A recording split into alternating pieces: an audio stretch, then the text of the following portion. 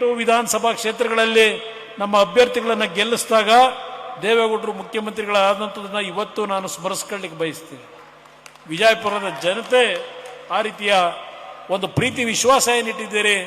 ಹಾಸನದ ನಂತರ 2ನೇ ಸಭೆ ವಿಜಯಪುರದಲ್ಲಿ ಇವತ್ತು ಇಷ್ಟೊಂದು ಬೃಹತ್ ಸಮಾವೇಶವನ್ನ ನೀವೇ ನಡೆಸಿಕೊಟ್ಟಿದ್ದೀರಿ.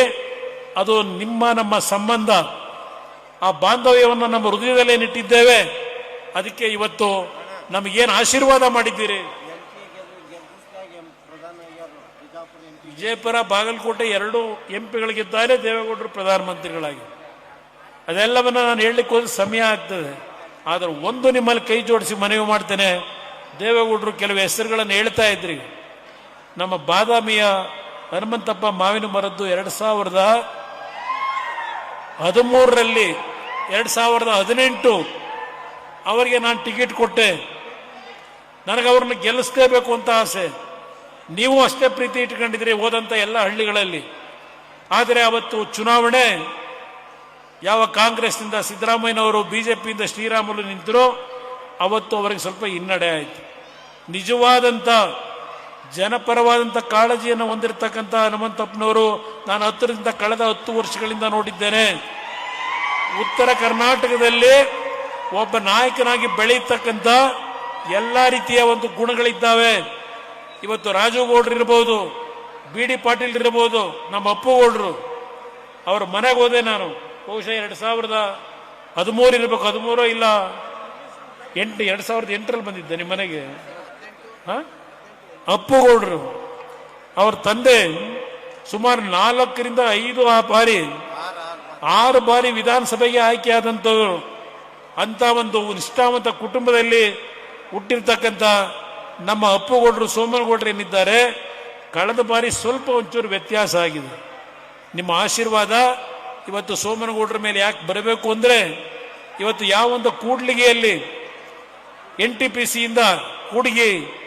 NTPCಯಿಂದ ಒಂದು ವಿದ್ಯುತ್ ಶಕ್ತಿಯನ್ನು ತಯಾರು ಮಾಡತಕ್ಕಂಥ ಕಾರ್ಖಾನೆಯನ್ನು ಪ್ರಾರಂಭ ಮಾಡಿದ್ರು. ಅಲ್ಲಿ ಹಲವಾರು ರೈತರುಗಳಿಗೆ ಇವತ್ತು ಭೂ ಸ್ವಾಧೀನದ ಹಣ ಕೊಟ್ಟಿಲ್ಲ. 2 ಬಾರಿ ದೆಹಲಿಗೆ ಬಂದರು ನನ್ನ ಹತ್ರ ರೈತರನ್ನ ಕರ್ಕೊಂಡು. ಏನಾದರೂ ಮಾಡಿ ನಮ್ಮ ರೈತರನ್ನ ಉಳಿಸೋಣ ಅಂತ ಹೇಳಿ ನಾನು ಅಧಿಕಾರಿಗಳನ್ನ ಕರೆದು ಮಾತನಾಡಿದ್ರೆ, ರಾಜ್ಯ ಸರ್ಕಾರ ಅವತ್ತೇನು ತೀರ್ಮಾನಗಳನ್ನು ಮಾಡಿದ್ರು ಯಾವುದೇ ರೀತಿಯ ದಾಖಲೆಗಳನ್ನು ಇಟ್ಟಿಲ್ಲ ಅವರು. ಇದೆಲ್ಲವನ್ನು ನೋಡಿದ್ದೇನೆ. ಆದರೆ ಒಂದು ಮಾತು ಹೇಳ್ತೇನೆ, ಆ ರೈತರಿಗೆ ಮುಂದೆ ನಿಮ್ಮ ಆಶೀರ್ವಾದದಲ್ಲಿ ಅಪ್ಪುಗೌಡರ ವಿಧಾನಸಭೆಗೆ ಕಳಿಸಿ ಆ ರೈತರ ಸಮಸ್ಯೆಯನ್ನು ಸಂಪೂರ್ಣವಾಗಿ ಸರಿಪಡಿಸಿಕೊಡ್ತಕ್ಕಂಥದ್ದು ನನ್ನ ಜವಾಬ್ದಾರಿ ಅಂತಕ್ಕಂಥದ್ದನ್ನ ಈ ಸಂದರ್ಭದಲ್ಲಿ ಹೇಳಿ, ದೇವಾನಂದ್ ಚವ್ಹಾಣ್ ಅವರು ನನ್ನ ಆತ್ಮೀಯ ಸ್ನೇಹಿತರು. ಅವರ ಒಂದು ಪಕ್ಷದ ಸಂಘಟನೆ, ಅವರಲ್ಲಿರ್ತಕ್ಕಂಥ ಪ್ರೀತಿ ವಿಶ್ವಾಸ, ಇವರೆಲ್ಲರೂ ಶಾಸಕರಾಗಿ ಕೆಲಸ ಮಾಡತಕ್ಕಂಥ ಎಲ್ಲ ರೀತಿಯ ಅರ್ಹತೆಗಳನ್ನು ಹೊಂದಿದ್ದಾರೆ. ನಿಮ್ಮಲ್ಲಿ ಕೈ ಜೋಡಿಸಿ ಈ ವೇದಿಕೆ ಮುಖಾಂತರ ವಿಜಯಪುರ ಜನತೆಗೆ, ಬಾಗಲಕೋಟೆಯ ಜನತೆಗೆ ಕೈ ಜೋಡಿಸಿ ಮನವಿ ಮಾಡ್ತೇನೆ. ನಿಜವಾದ ರಾಮರಾಜ್ಯವನ್ನ ಈ ರಾಜ್ಯದಲ್ಲಿ ಸ್ಥಾಪಿಸಲಿಕ್ಕೆ ಒಂದು ಬಾರಿ ಈ ಕಾಂಗ್ರೆಸ್ ಅನ್ನ ಈ ರಾಜ್ಯದಲ್ಲಿ ಧಿಕ್ಕರಿಸಿ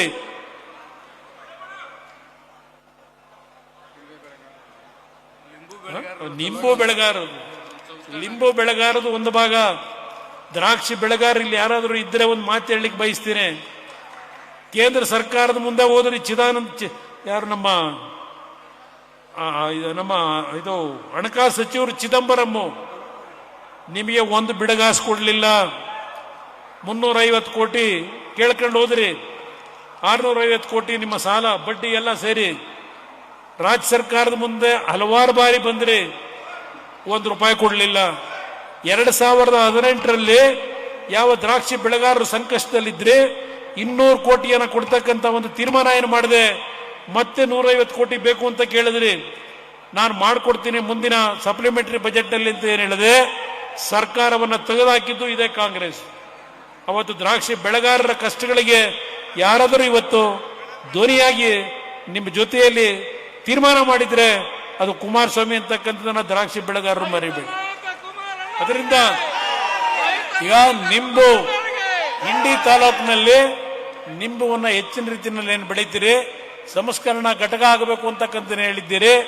ಅದನ್ನು ಸದ್ಯದಲ್ಲೇ ಕೇಂದ್ರ ಸರ್ಕಾರದಲ್ಲಿ ನಮ್ಮ ಕೃಷಿ ಸಚಿವರ ಜೊತೆ ಚರ್ಚೆ ಮಾಡಿ ಅದನ್ನು ಅನುಷ್ಠಾನಕ್ಕೆ ತರ್ತಕ್ಕಂಥದ್ದಕ್ಕೆ ನಿಮ್ಮ ಜೊತೆಯಲ್ಲಿದ್ದೇನೆ ಅಂತಕ್ಕಂಥ ಮಾತೇಳಿ ಇವತ್ತು ಪುನಃ ಒಂದು ಕೊನೆಯದಾಗಿ ನಿಮ್ಮ ಈ ಒಂದು ಅತ್ಯಂತ ಬೃಹತ್ ಸಭೆಯನ್ನ ಏರ್ಪಾಡು ಮಾಡಿ ಇವತ್ತು ಏನು ಒಂದು ಸಂದೇಶ ಕೊಟ್ಟಿದ್ದೀರಿ, ನಿಮ್ಮೆಲ್ಲರಿಗೆ ನನ್ನ ಗೌರವಪೂರ್ವಕವಾದ ವಂದನೆಗಳನ್ನು ಸಲ್ಲಿಸಿ ನಮ್ಮ ಎಲ್ಲಾ ನಾಯಕರಿಗೂ ಮತ್ತೊಮ್ಮೆ ನಾನು ಕೃತಜ್ಞತೆ ಸಲ್ಲಿಸಿ ಎರಡು ಮಾತು ಮುಗಿಸ್ತೇನೆ.